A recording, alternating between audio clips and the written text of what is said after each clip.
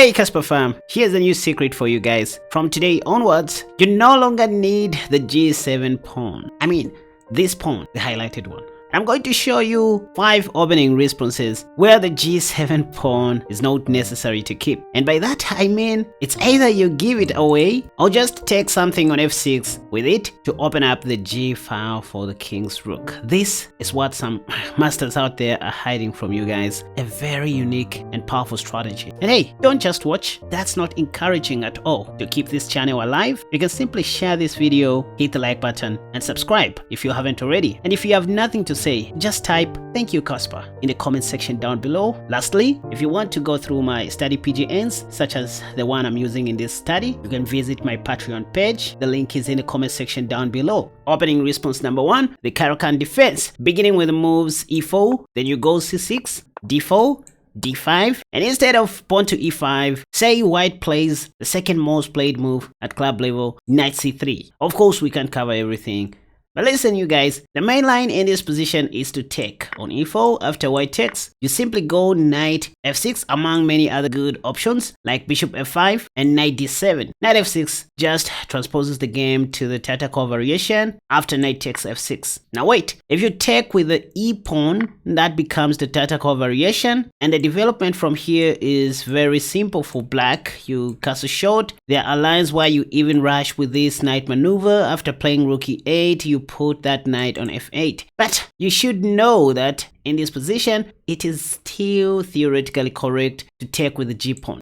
Yes, and this is called the Bronstein-Larsen variation, you guys. Some deep theory here. Black has voluntarily opted for an inferior kingside pawn structure, an isolated H pawn, and a practical necessity of castling queenside, but also has some composition in the form of the open G file, as I said earlier on, for the king's rook. So that will be the point of attack for us as black. In this position, most white players like playing knight F3, after which you can simply go bishop G4, developing bishop with tempo. If H3, just take, because if queen takes, you're going to walk away with a free pawn, 7 out of 6, as you can see. So in most cases, white is going to be forced to take with their G pawn as well. But the difference is these doubled isolated pawns for white are worse than ours. We have 3 pawns, not 2. In fact, once we play E5, pawn takes, we'll have 2 connected pawns. That's why Stockfish thinks black is doing better in this position. So just play bishop G4, H3 will be a sheer waste of time. So they play bishop E2 in most cases, after which you can continue with your normal development, knight D7, E6. But you see, I love queen C7, just stopping bishop F4. I don't want white to be active. And with this one move, I'm preparing to play knight D7 and castle long immediately. Say white plays pawn to H3 now. All this time, you don't even need to take.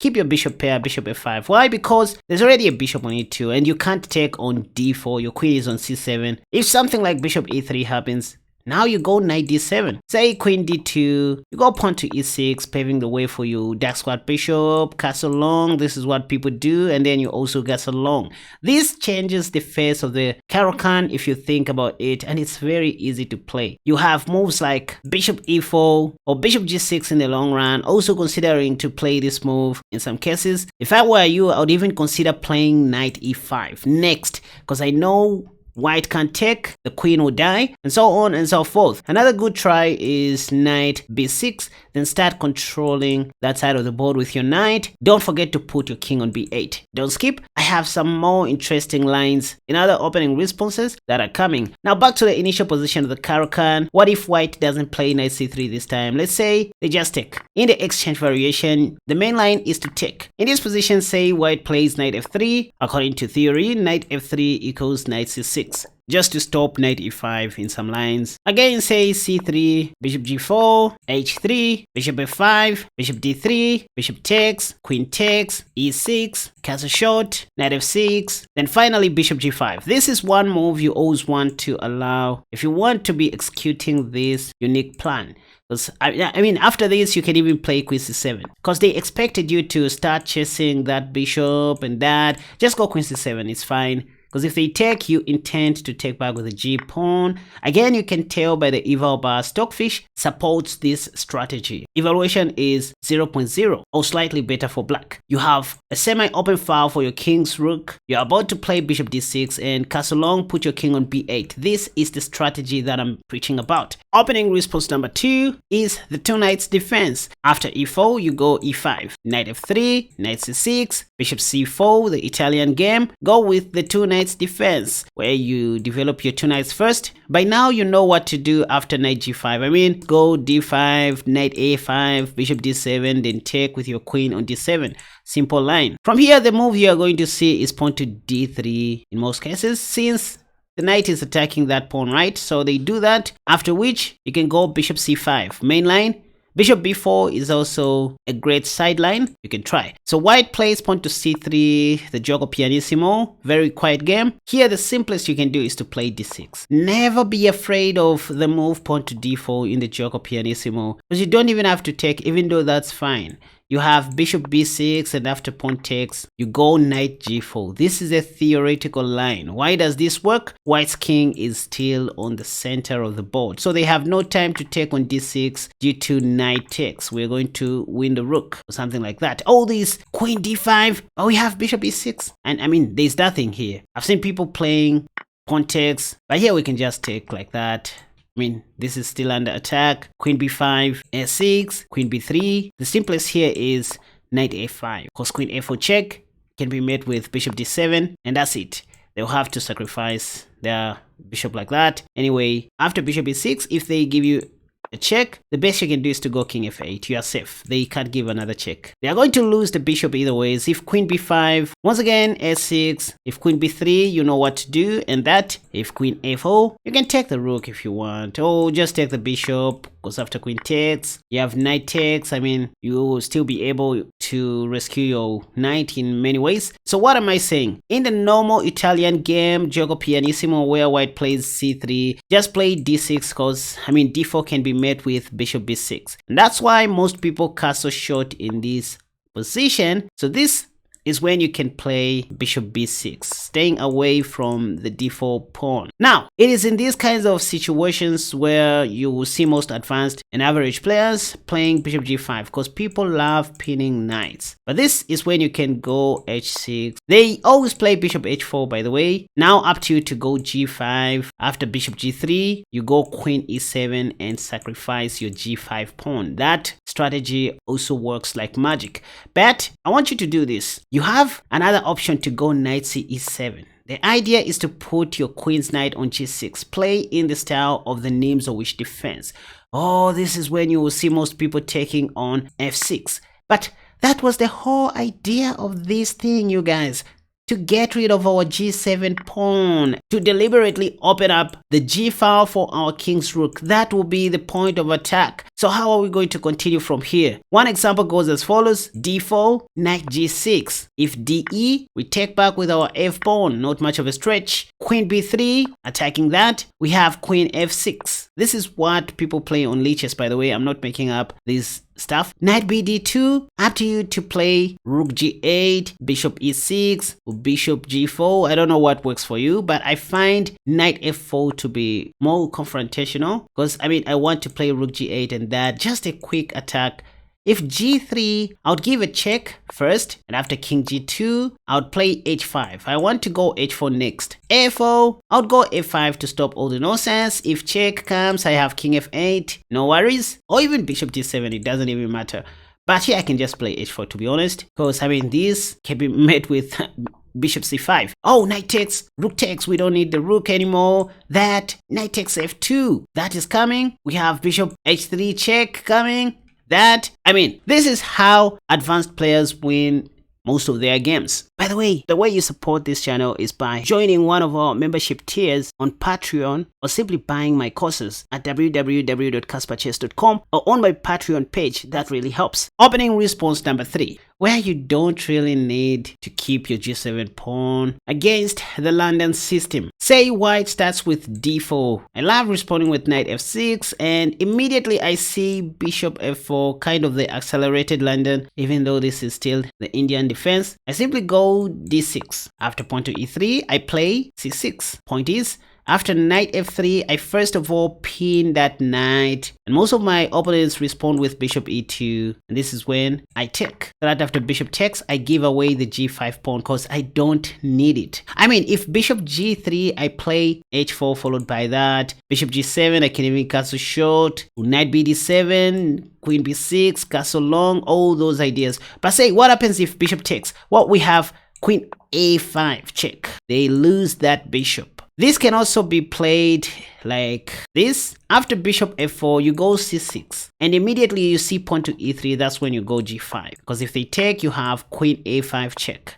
But this is too obvious. So what I love doing, instead of playing this move, pawn to g5 very early, first I go pawn to d6. And only after something like knight f3, that's when I play bishop g4 and then g5. After taking, takes, and course I have h4 and g4. Opening response number 4, where you don't really need the g7 pawn. The French defense. After e4, you go e6, and after d4, you simply go d5. At this point, you don't know what white is up to, whether they want to take, advance, or play knight c3, up to them, so you wait. Now the strategy of opening up the g file in the French works pretty much well if white takes on d5 or if they play knight c3. In fact, this is not hop chess. See what is happening in the master's database. Knight c3 is the top played move. Sometimes white players are playing knight d2 nowadays.